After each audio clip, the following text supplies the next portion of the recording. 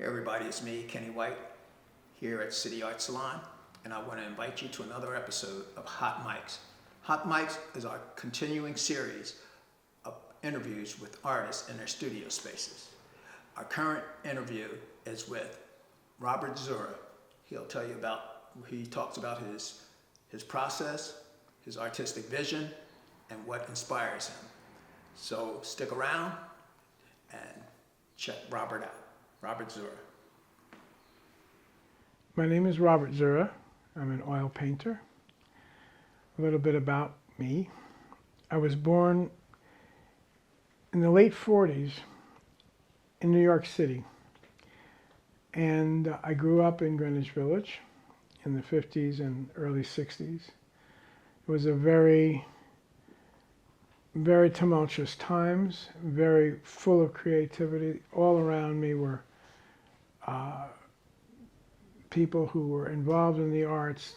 Judson Church was across the street from my house, where many, momentous performances were done. I could go up to the cloisters as a child. In high school too, I used to go Metropolitan Museum, Museum of Modern Art, Whitney Museum, and I was very interested in those things. And the music in New York, in the Village at that time, and everywhere else, went to see many concerts because there was always a creative drive in me from really early, mentioning early, like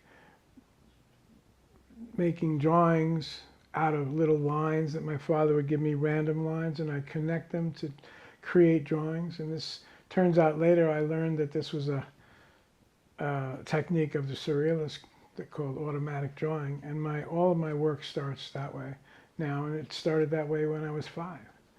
And so growing up, went to college out in Reed College, which was a very left-wing college. A lot of, in the late 60s, it was the Vietnam War, and it was a very involved time, and I was very affected by that opening up of those kinds of freedoms that we didn't have before that. And my parents were very left-wing also. My father was in the Communist Party in the 30s, and I grew up with that kind of bent, and friends of his were artists. Jack Levine lived down the street. Friend of mine, Susie Mailer, was Norman Mailer's daughter, and there was a bunch of friends that gave me that kind of atmosphere. So I was always creative. And when I came back from school, I started making a lot of very involved watercolors. And around in the early 70s, I actually went around to galleries and gave them my slides at that time, and didn't get any response until I kept doing it. Then I wound up going into music and getting a bunch of bands that I was in, and wrote songs. And so, as I was saying, my creative streak, my creative impulse, for a while, from the 70s all the way into the 90s, I was in a bunch of bands that were mostly rehearsal bands. We didn't play out more than about 5 or 6 times. But I wrote a lot of the songs, and I sang, and played with some pretty good people. I was not a great keyboard player, so that kind of didn't go where I wanted it to go. So I couldn't really play the way I think music should be played, so I never really called myself a musician. But I was painting all the way through. In 1988, I started painting in oil, and I fell in love with the medium. And I guess in 95 or something, I went around with all my slides again. And I got a couple of galleries interested and said, well, show us the work in 6 months. Because I had to work every day for a living, because I had 2 kids, and I wound up not having enough work to show them in 6 months. And at some point, because I finally I wound up quitting my day job in order to paint full time, but we needed to have money, and we didn't have enough money to stay in New York, so we leased our place and we came to Philly, where we bought a little row house and where we're talking from now.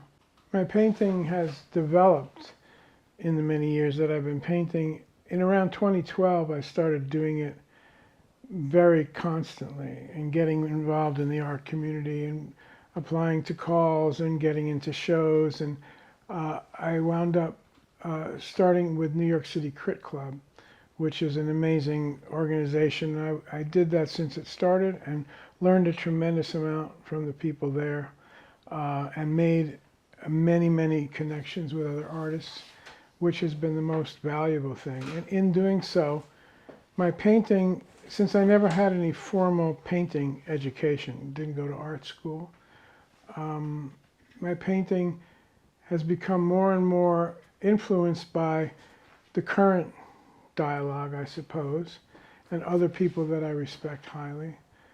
And it's gotten a little less narrative, a more, I guess you would call it figurative abstraction, as opposed to a tighter style that I started out with. And when I moved to Philly, I kind of just transferred my community over here and have been influenced by a lot of people here. So aside from the people that I actually know and am in contact with, the artists, my influences, I guess, or the painters that have most connected with me are painters like George Grosz, Otto Dix, the German expressionists, then learning more and more about abstract expressionists. I mean, I love Agnes Martin and Mark Rothko and Philip Guston, but my stuff is not anything like them, but it touches my heart too. And I'm learning every day.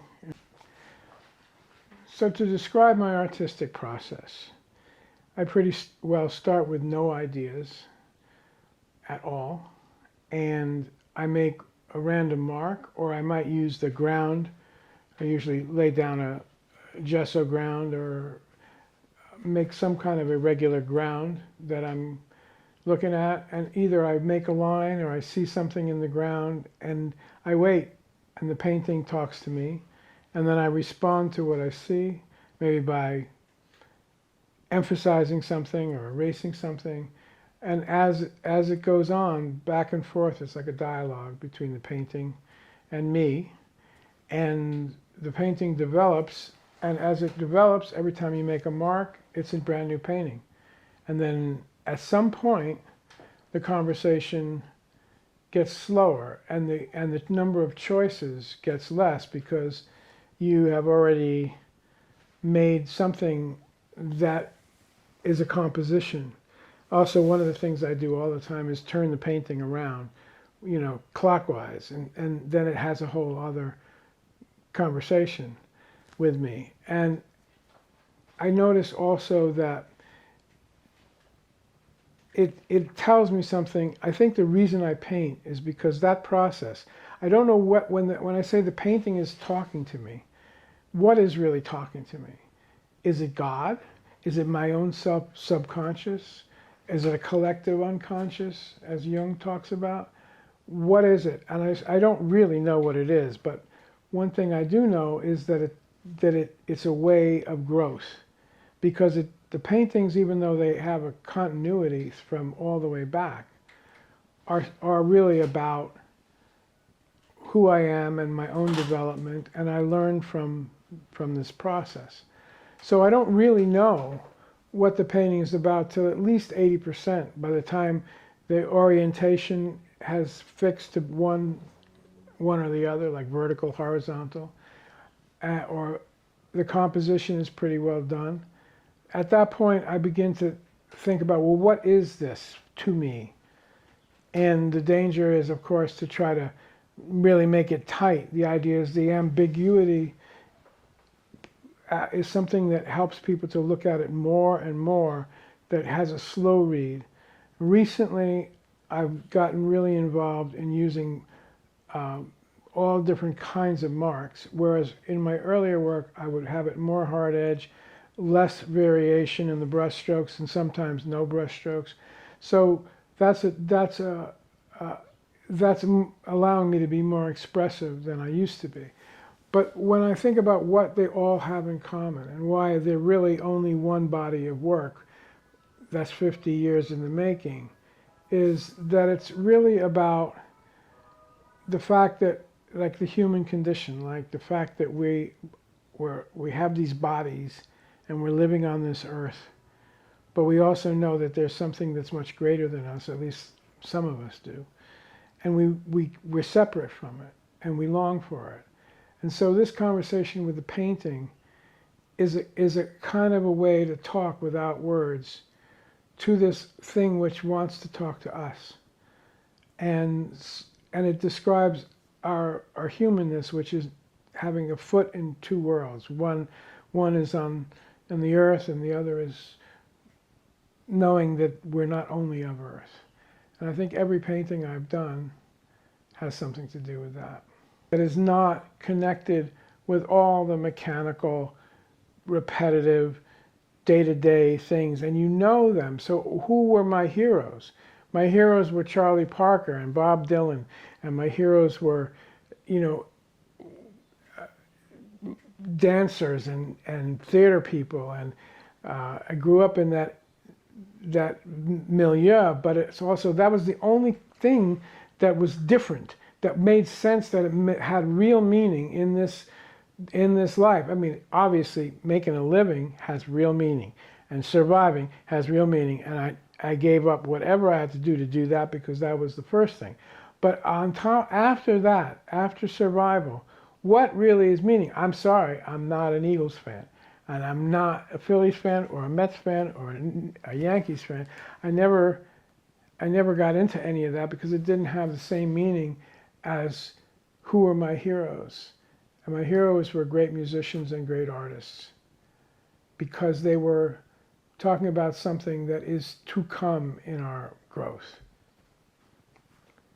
I could tell like one note of music, one or two maybe. So you listen to a record and you hear one note and you know right then if that person, if the soul of that person, or the mind or the heart of that person is coming right through that note into you.